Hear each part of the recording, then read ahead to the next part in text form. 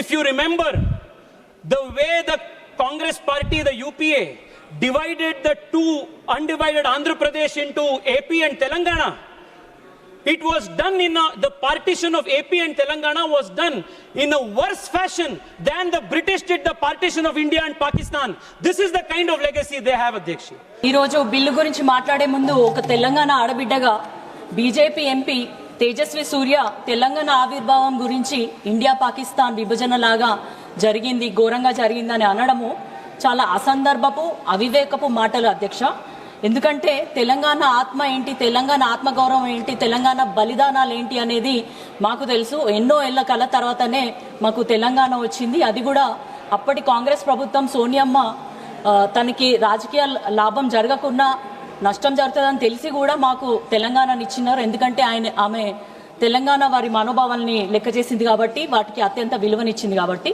ఈ బీజేపీ కూటమి కానీ ఎన్డీఏ కూటమి కానీ ప్రతిసారి అంతకుముందు కూడా ఒక బ్లాక్ డే అన్నారు తెలంగాణ ఆవిర్భావాన్ని. దీన్ని సమ్మతిస్తే గనక ఇంకోసారి మీరు అసలు తెలంగాణలో ఓటు అడగడానికి హక్కు మీకు ఉండదని నేను తెలియజేస్తున్నాను.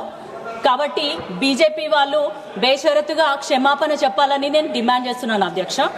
ఇంకా బిల్లు వివరాల్లోకి వెళ్తే అసలు ఉమెన్ రిజర్వేషన్ కి ఛాంపియన్ అనేది కాంగ్రెస్ పార్టీ అధ్యక్ష. ఎందుకంటే 1/3 రిజర్వేషన్ అనేది ఉమెన్ కి ఇచ్చింది పంచాయతీలో కానీ మున్సిపాలిటీస్లో కానీ. అప్పటి రాజీవ్ గాంధీ గారు కలగంటే దాన్ని మా తెలంగాణ బిడ్డ పివి నరసింహారావు గారు దాన్ని నిజం చేసినారు. అందుకే మనం చూస్తున్నాము లోకల్ బాడీస్లో ఉమెన్ రిప్రజెంటేషన్ ఎంత ఉందో మనం చూస్తున్నాం అధ్యక్ష.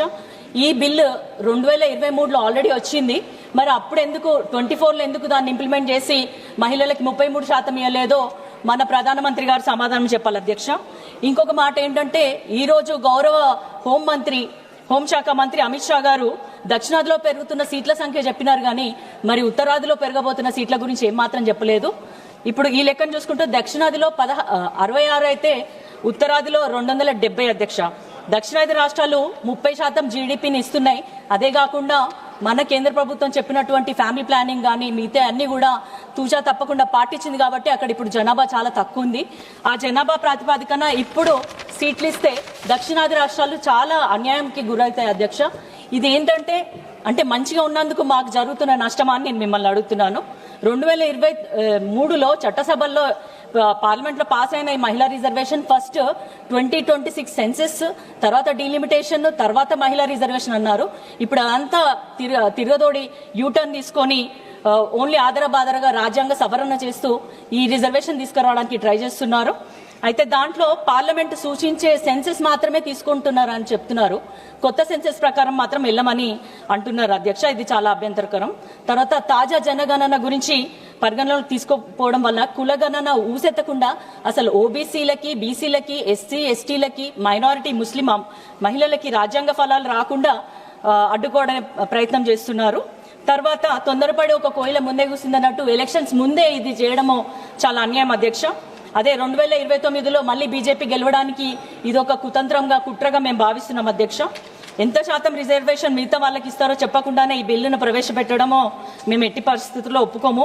ఈ రోజు పార్లమెంట్లో గౌరవ ప్రధానమంత్రి నరేంద్ర మోడీ గారు మహిళల పట్ల చాలా ప్రేమ ఉన్నట్టు మాట్లాడినారు అధ్యక్ష.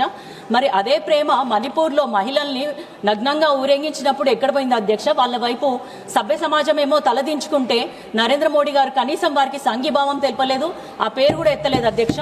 ఇది చాలా అన్యాయము. ప్రతి మహిళ ఆది పరాశక్తి అధ్యక్ష. తర్వాత మతం పేరు చెప్పుకొని ఓట్ చోరీలు చేస్తూ జ్యుడిషియల్ పార్లమెంట్ సిస్టమ్స్ అన్ని కూడా వాళ్ళ చేతులలో పెట్టుకుంటూ బీజేపీ దీని ఒక వికృత మానసిక స్థితి, ఇది మేము అడ్డుకుంటాం అధ్యక్ష. దేశంలోని ప్రతి పౌరునికి, ప్రతి వర్గానికి, ప్రతి కులానికి, ప్రతి మతానికి న్యాయం జరిగే విధంగా ఈ బిల్లును మార్చాలి. అప్పటి వరకు మేము ఈ బిల్లును వ్యతిరేకిస్తూనే ఉంటాం అధ్యక్ష. ఇప్పుడు ఏపీ రీఆర్గనైజేషన్ యాక్ట్ ప్రకారము మాకు చాలా తెలంగాణకు అందాల్సిన ఏవి అందలేదు అధ్యక్ష. ఈ రోజు నేను నోటి మాటగా చెప్తున్నాను, మీరు నమ్మండి నన్ను అంటే ఇక్కడ నమ్మడానికి ఎవరు లేరు అధ్యక్ష. ఎందుకంటే నీటి మీద రాతలు కాదు అధ్యక్ష, మాకు కావాల్సింది నిజమైన రాతలు. కాబట్టి ఇవన్నీ మీరు పరిగణనలోకి తీసుకొని అసలైన మంచి బిల్లులు రావాలి, అందరికీ న్యాయం జరిగే విధంగా చూడాలని కోరుకుంటూ జై తెలంగాణ, జై భీమ్, జై Bharat. Shrimati Sangeeta Singh Dev ji.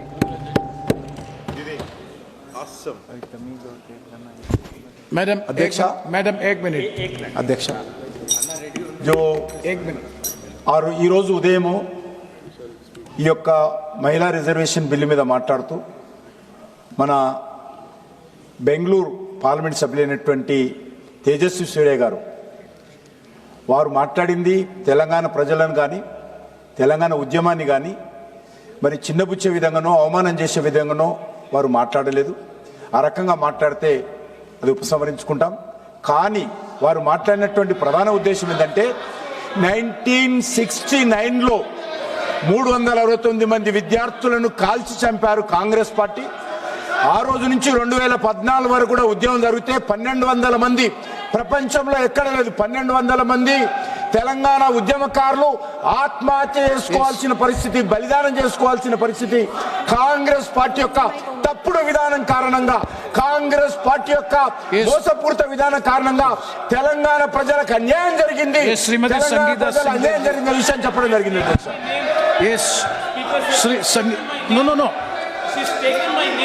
No, Tejaswi Surya, she has taken. No, she has. Rival, sir. No, please. No. Tejaswi Surya, I will. You please. No. The Honorable Minister has already clarified. And your name is taken. His name is taken. No, let me please. Your name is not taken. She has mentioned your name. In reply to your observation, you have made. That's all. That anybody can. Yes, please, Sangeeta ji. No. Sangeeta Singh.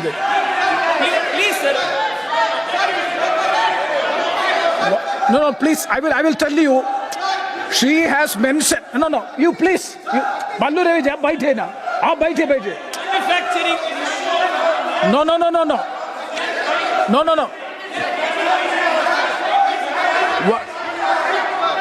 Wait. She is okay. Just one second. Speaker, sir, I want to make it abundantly clear that my statement is being taken out of context. It is being twisted with a malicious intent. My intent is to expose how the Congress party in particular has tried to sabotage the Telangana movement. More than 1,200 people committed suicide.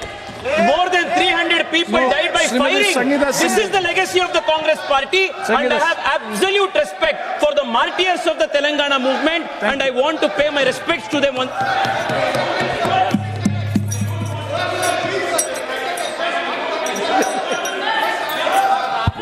बोलिए Yes, Sangeeta Singh Dev ji. बोलिए.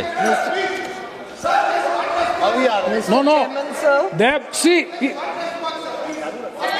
No. प्रभु मेरी रक्षा करो. No, he has not made any allegation, nothing. He has only clarified the position. No. Sangeeta ji.